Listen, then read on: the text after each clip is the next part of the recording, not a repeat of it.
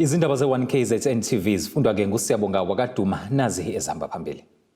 Umavundla Umangalele Itheku.I-Ifp inikelele kwabakhubazekile. Kanti ke izigilamkhuba zimise kabi abomhlathuze water. Lingenile namuhla enkantolo ephakeme eThekwini icala ke elifakwe obe yiphini lemeya kumasipala weTheku Umavundla. Umavundla ke ukhishwe esikhundleni ngevoti emhlanganweni ke womkhandlu emasontweni edlule. Kanti Umavundla ubese faka ke amaphepha aphuthumayo enkantolo lapho efuna khona ukuthi ke uchithwe umhlangano aqedulwa kuwona. Ufuna ke uthathwe njengento engekho emthethweni.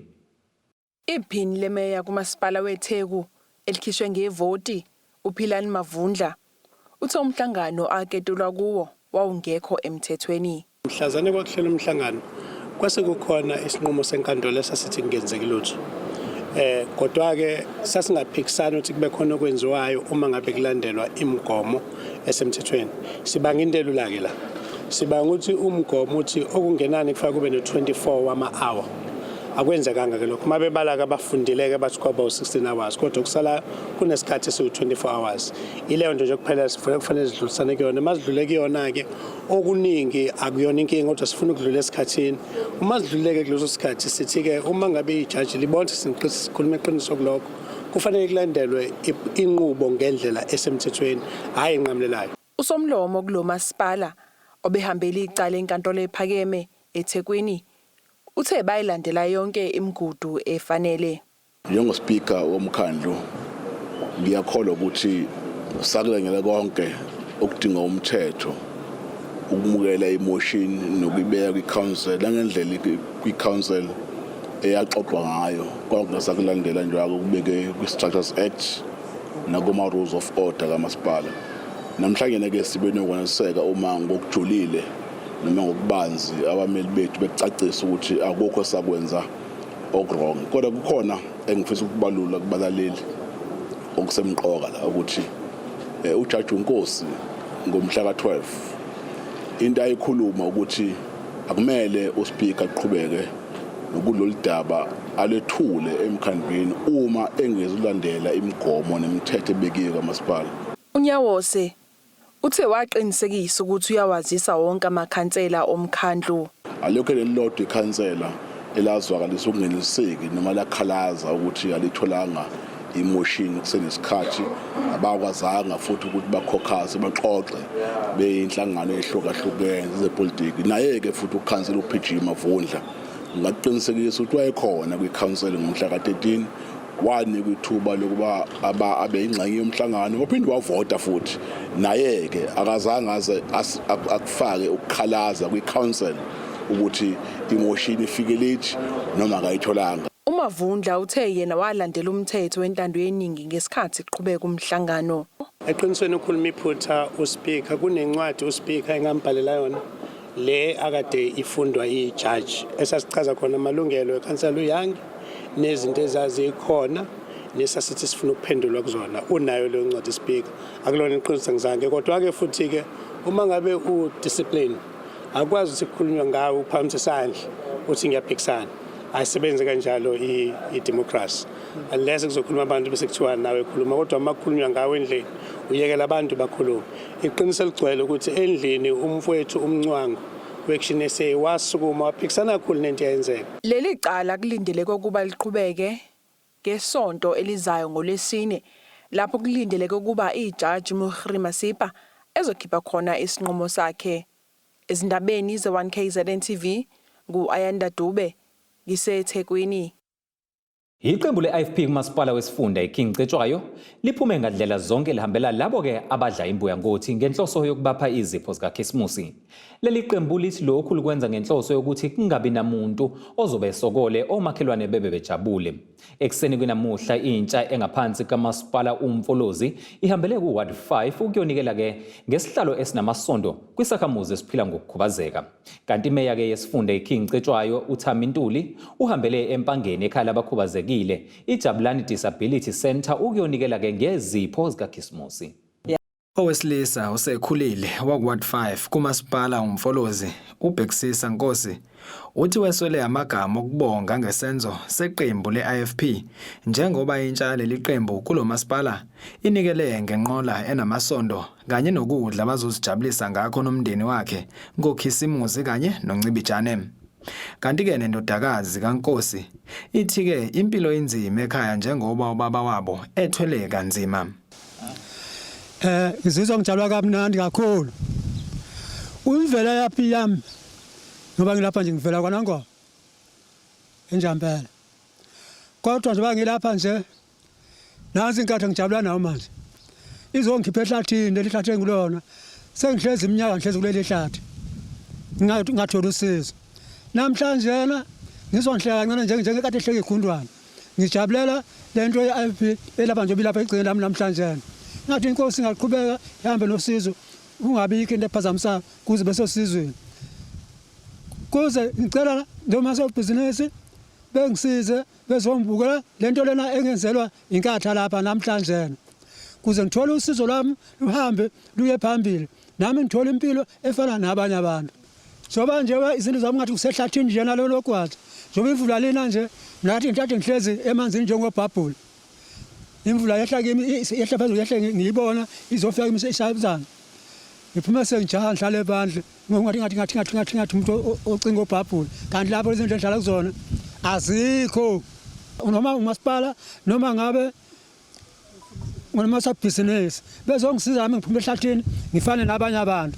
Ningihamba othi ngihlezi kanjani la ngihleli khona. Isimo la ekhaya sinzima kakhulu ngoba ubaba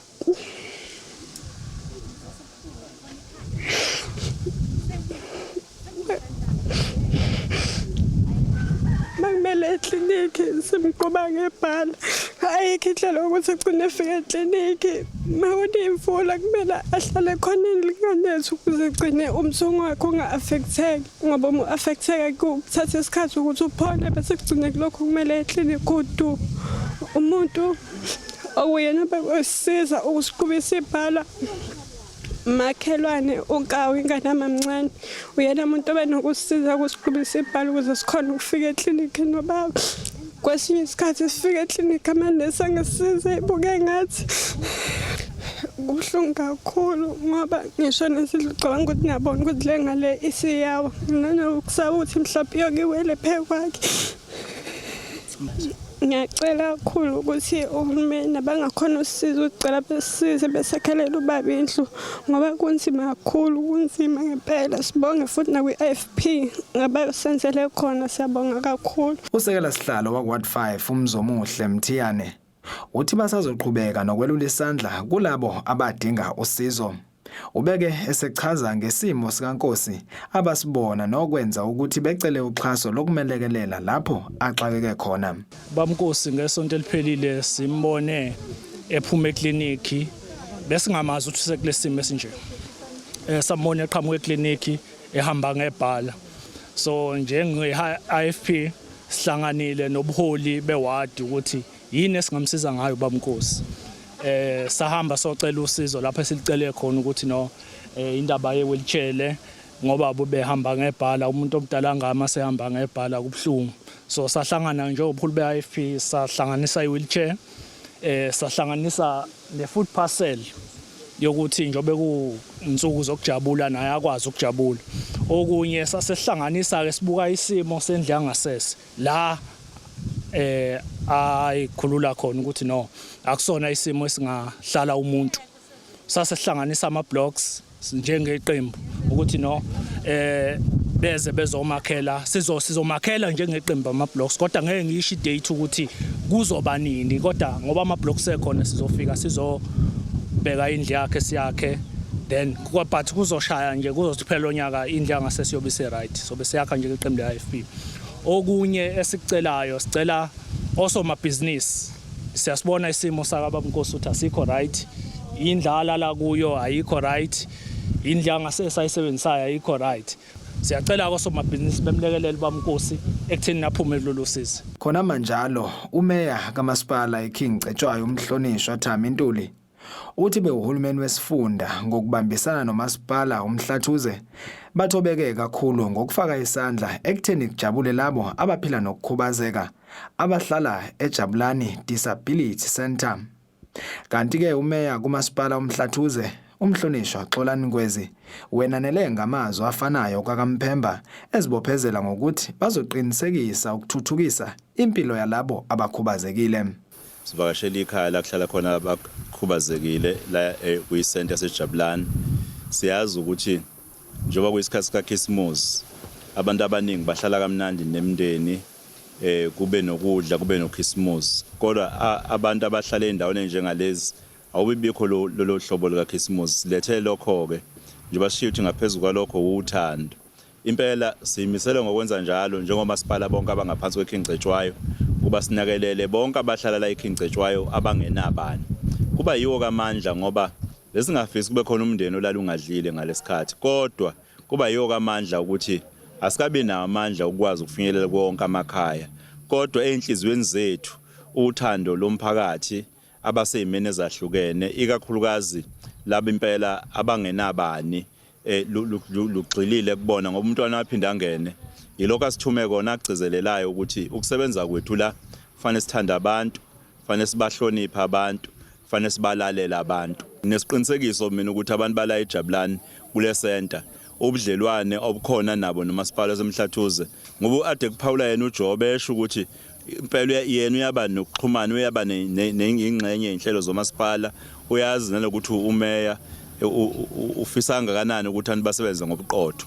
Manje ke lokhu nje okubuza impela hayi ngithi impela ebhaliwe ukuthi impela ubaba wabo usefikile emagcekeni okuwumhlonishwa uNgwezi, nami ngikhona kodwa phela angazi ke noma ngumalume mina kodwa nami ngikhona ke eduzane ukuthi abantu bonke la eKingcetshwayo ikakhulukazi abaseyimeni lezi ezithanda ukwehluka bathole siseduzane kwabo.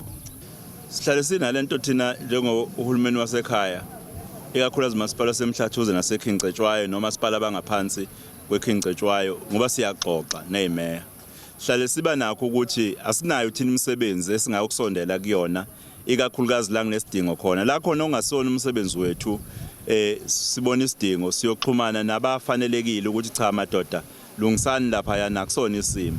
Iforum yakwa-disability ikhethiwe okukhombisa khona ukuthi abantu abakhubazekile sibabeke eqhulweni. Futhi ngiyazi mina ukuthi ngikhona nje ofisini kuzo zonke even ikhala zomsebenzi ezike zaphuma ukhona oyedwa kwabathile oqashiwe emsebenzini, hayi umsebenzi anyana nje umsebenzi uyi-principal clerk la ehhovisi lakwa-licensing eMpangeni. Ukhubazekile uhamba ngehlalo ucoshela ithuba ngoba kithina bonke abantu uma benama skills angeke sibajaje noma sibacwase ukuthi ngoba nakho lona ukhubazekile kusho ukuthi ngeke azalithola ithuba. So ngizama ukusho ukuthi abantu bakithi bonke sibabeke eqhulwini kakhulukazi nabo abantu abakhubazekile ngoba enye into abakhala ngayo abantu abakhubazekile ukuthi thina siyabacabangela size sicabanga ukuthi kusho ukuthi kunezinto abangakwazi ukuzenza kanti nabo be-disabled benjalo kunezinto abakwazi ukuzenza kangcono kunathi. So ke ngizama ukusho ukuthi sibabeke eqhulwini futhi siyoqhubeka nokuthi senze lokho ngokubambisana neforum le ebhekela abantu abakhubazekile nalokuthi nje sixhumanise nabo bonke abantu ngoba khona abanye abahlala nezingane ezikhubazekile emakhaya uthola ukuthi mhlambe abazi ukuthi fanele bahambe bashonephi. So ke ngokubambisana kufanele sikwazi ukuthi sifinyelele kubo bonke abanye abantu nalokunikeza even nje ngisho support kubazali ongathola ukuthi banalezo ingane ezikhubazekile ngoba abanye abantu uthola ukuthi abazi mhlawumbe uzoyivalela endlini ingane ngoba kufanele ahamba emsebenzini akazi ukuthi fanele ashone kuphi kanjani. Usihlalo weJabulani-Disability Center useluleko Sithole uthi-ke nakuba izinselelo ababhekene nazo ziningi kepha ke bajabule ngokuhanjelwa ngomeya bezobapha izipho zikaKhisimusi. Sithanda ukubonga kakhulu kumeya waseKingcetshwayo ubaba uNtuli, sibonge nakumeya ubaba uNgwezi waseMhlathuze ngokuthi bezosinika nanku uKhisimusi. Kuyintokozo ukuthina njengabantu abakhubazekile abahlala ngaphansi kwaseMhlathuze ngaphansi kwaseKingcetshwayo ukuthi bekwazi usikhumbula ngalesikhathi samaholiday nangalesikhathi saKhisimusi. Nanokushiya nje ezinye izinto abebengazenza nathi sibona sibaluleke kakhulu njengabahlali baseJabulani Disabled Center. Ezindabeni ze1KZNTV kubika umqondisi Myeni ngiseRichards Bay. Ake siye ngasezitolo sihlangabeze Masibuya.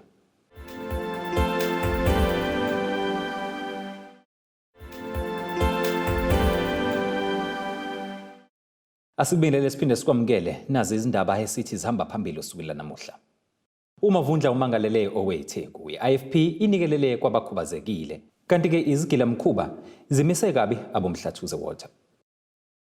Okhulumela inkampani ephakela amanzi enyakatho yesifundazwe KwaZulu-Natal umhlathuze water uSiyabonga Maphumulo usagxeke isigameko sokuhlaselwa konjiniyela abasebenza kwezinye zeziphehlimanzi endaweni yaseMtinkeni eMkhanyakude.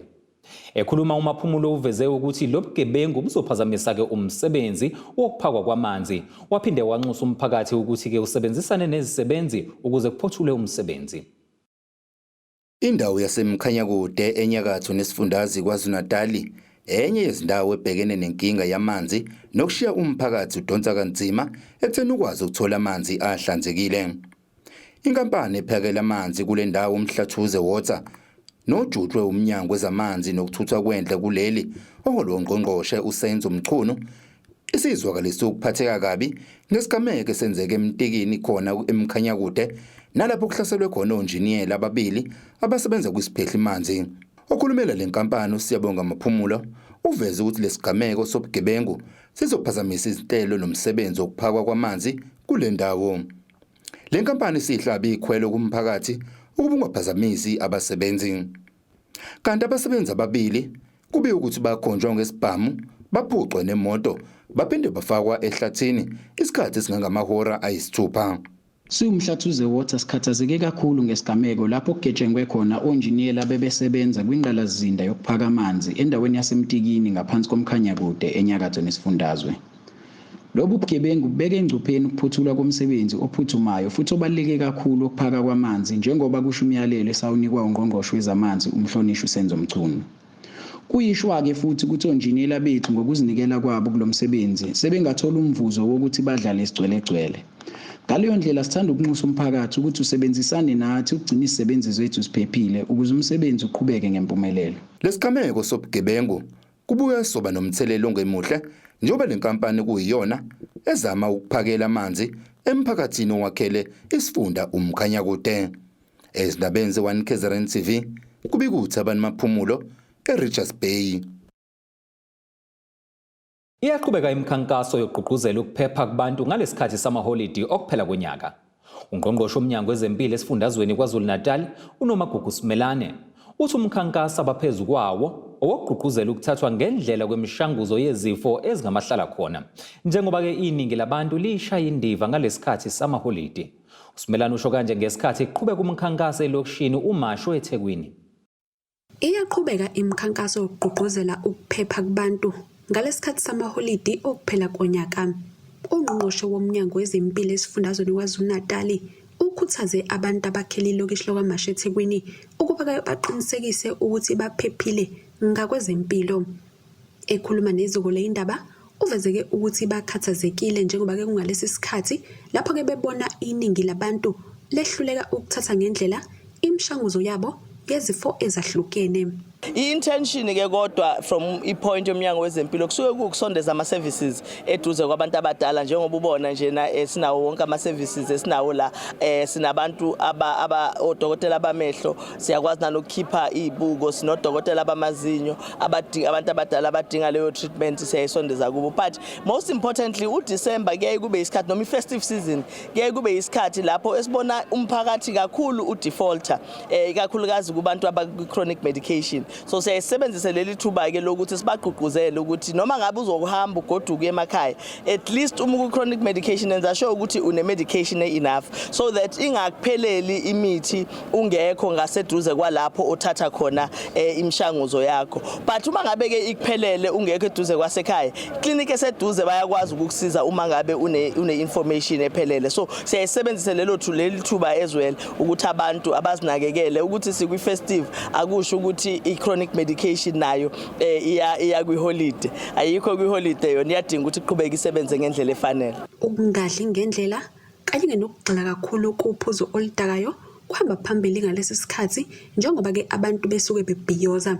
Kuzokhumbuleka ukuthi leli lokishi laba yingxenye yalawo anezibalo ezihamba phambili ngamacala okunukubeza ngokucansi kanti uSimelane uthi ke kubalekile ukugqugquzela ukuyivikela ikakhulukazi kubantu abasha ngenhloso yokugwema izifo ezithelelana ngokocansi kanye nokukhulela okungahleliwe. Ukuthi sekwi-festive season akusho ukuthi kufuna siyiyekelele. That's why sithi nasikhuluma particularly nabantu abasha sithi kubona abajabule nge-style yabona abajabule bazibheke bangajabuli balahle ngoba that then affects impilo yabo. So lapho suke sikhulumele ekutheni abakwi-chronic medication abaqhubeke nemithi yabo. Siqhubeke sidle ngendlela e-healthy but most importantly asinga-abuse noma kunga-abusewa utshwala noma ama-drugs because yileyo nto leyo eyenza ukuthi abantu singangeni nabo onyakini omusha. Bese ke sithola ukuthi particularly ebantwini abasha uma ngabe sebengenile emshikashikeni wocansi abasivikeli ngalesi sikhathi but nabejabula banganaki. Bese ngakho ke sibatshela ukuthi hayi isikuni siyabhayizisa. Abasiyeke isikuni ama condoms akhona sinawo abantu awesilisa sinawo abantu besifazane and they are available for free. So ukujabula kuhle ngalesikhathi uma ngabe ufisa ukujabula but jabula uzibheke. Asebekhulile kanye ke nabantu abasha bathathe leli thuba bahlola izifo ezahlukene kanti baphole kanje ngalolu hlelo. Siphila esikhathini esinzima vele so therefore kubalekile ukuthi siphathe ngendlela nanokuthi ke naku kudla right no exercise kuyasiza kakhulu ikhona nje ukuthi ke intsha uthola bayafika abanye kodwa abafuni ukungena kuma queues kodwa abaningi ngibonile ba-attendile kusizile kakhulu ngoba phela isona isikhathi right sonke sikhona wonke umuntu uyakwazi ukuthi attende nobona ukuthi alandisa alikwazi alanda ikhehla lakhe alisondeze kube into right kakhulu. Ngiyacela kakhulu ukuthi abantu abadala bangangami nje ngicela ukuthi banakelelwe bagadwe bazinakelele nabo bagadwe kodwa nabo bazinakelele bangabi uvanzi sesikhathi samanje nje bakuyizinto zinje umhlaba unje bangabi uvazi abahlale baziqoqe bazigade bazinakelele njenganathi nje nami ngisalukwazi ngizinakele ngihlala njengentombi ngizinakelele hlala njengentombi ngizinakekele nabazukulu ngiyaqoqa sihlale kunjalo. Amen. Eyindabeni ze-1KZNTV kube kuntombi khona Mvubu ngiseThekwini. Amalungu omphakathi asasalithemba iqembu elibusayo kuleli ukuthi kuningi lisengabenzela khona. Ngakho-ke lamaqembu ezombusazwa nethemba lokuthi azobazuza ashaye phansi kwashunquthuli. Lokhu-ke kuvele enkulumeni iziko lezindaba elibenayo namalungu ukuze uvo lwawo ngaleli qembu kulandela-ke imiphumela yenkomfa yokukhetha ubuholi njengoba kubhekwe ngabovu ukhetho ngonyaka u-2024. Hayi ngisayithemba mina ANC ngisayithanda futhi kakhulu because ngayitshela ukuthi mina angilandeli umuntu ngilandela umbutho so umbutho wami ngiyawuthanda nje ngiyowangivuka nawo la ufa khona ngifa nawo. Siyaphoqeleka ukuthi okay kufanelekile sibe behind yena so nje kahle ezingabalungu omphakathi futhi still sisanalo ithemba lokuthi uANC kukhona asangalungisa khona amaphutha. Yebo kona zikhona ingqinamba angifuni ukuqamba amanga ingqinamba saningi when it comes indaba zokulethwa kwesidingo ngqangi kunenkinga eziningi kodwa ke sisanalo ithemba lokuthi uANC kusakhona sangakwenza futhi siyathemba ukuthi mangasanciphise lekutheni lokungezwani kwakhe uANC uwodwa because kahle kuya contribute kakhulu lokho ekutheni igcine ngazwani so nje sinathemba kakhulu ukuthi uANC kusangenza much better. Kunento embili ebenginethemba lokuthi izokwenzeka. One ukuthi i-economy ikwazi ukuthi save umphakathi. Number 2 ikwazi ukuthi save abantu abasha ukuthi one bakwazi ukuthola ama skills if nje uhulumeni engakwazi ukwenza leyo nto anikeza abantu abasha ama skills anele ukuthi bakwazi ukuzakhela bona amathuba omsebenzi bangancike ekuthenini bakwazi bagcine bebhalana nama CV ngoba wonke lawo mathuba mancane. Okwesibili ukwazi ukuthi ngoba umsholozo wagcina ethembisile ukuthi imfundo yamahala izokwenzeka kuze kube namanje uyabona abantu abasha basastrugglisha ngoNSFAS babamba olayini ziningi inkinga ezikhungweni zemfundo ephakeme so okwesibili abenginethemba lakho ukuthi upresident omusha mhlambe mayengabheka lezo zinto na ukuthi iANC njengabantu ababusayo bakwazi ukuthi wonke lama forces bakwazi ukwahlanganisa bakhumbule ukuthi into abayibekele lapha ya ukuthi baseve umphakathi bangayisave bona. Mina ngisawathemba mina ngokhulumela ngokwami ngoba asazi ukuthi masithi sina siyashintsha inhlelo zembutho ubani umuntu o100% so mina ngokwami nje bangifakile ledukwe ngisamsupporta umbutho weANC angeke ngijabule makuthi ngizoseka nje kanjalo ngoba ngifune ukuthi makuhambe umuntu engazi ukuthi yena usiphatheleni. uncertain of i-future, uncertain of izinto ezingenzeka going forward, but we're more certain of izinto ezenzekile ngaphambilini. So mabe kuzongena umuntu esembonile ukuthi yena akwazi ukuyenza yena angakwazi ukuyenza, siyadisappointeka ngoba siyazi ukuthi ama-promises maningi enzakalile kodwa wazange afezeke. Obviously we've seen ukuthi ama-politicians more than ukunakela abantu bomphakathi bazinakela bona kuqala. So if singathola abantu abazophusha isizwe sakithi bazophusha abantu abasha phambili. Ake siye ngasezitolo sihlangabeze futhi masibuye.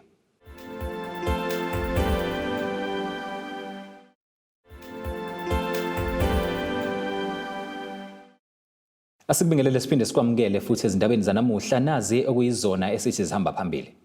Umavundla Umangalele owetheko-I-Ifp inikelele kwabakhubazekile. Kanti ke izigilamkhuba zimise kabi abomhlathuze water. Ake sibheke engosini yezomnotho.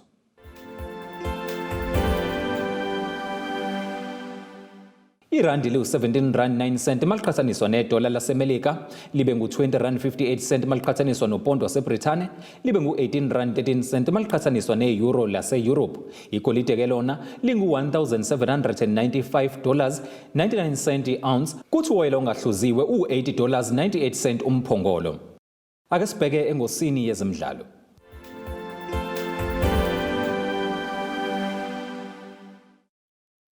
Umdlalo semncane weMamelodi Sundowns uCassius Malula uthathwe njengesibonelo esihle kubadlali baleli qembu abasakhula abasuka kwinkulisa yaleli qembu. Lo mdlali kusukela ethole leli thuba lokudlala esigabeni se-DStv Premiership kubonakala ke enza izinto zenzeke njengoba eseshaya amagoli amahlanu emidlalweni eyisishiyagalombili.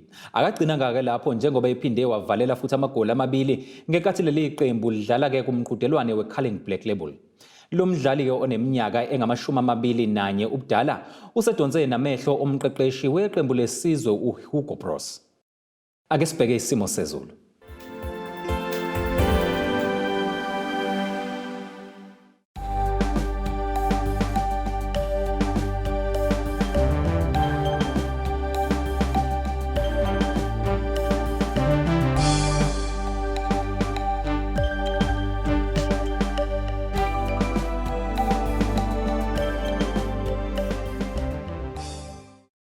Mbukele kungaka ke besiphathele kona ezindabeni zanamhlanje siphinde futhi sihlangabeze ngokuzayo.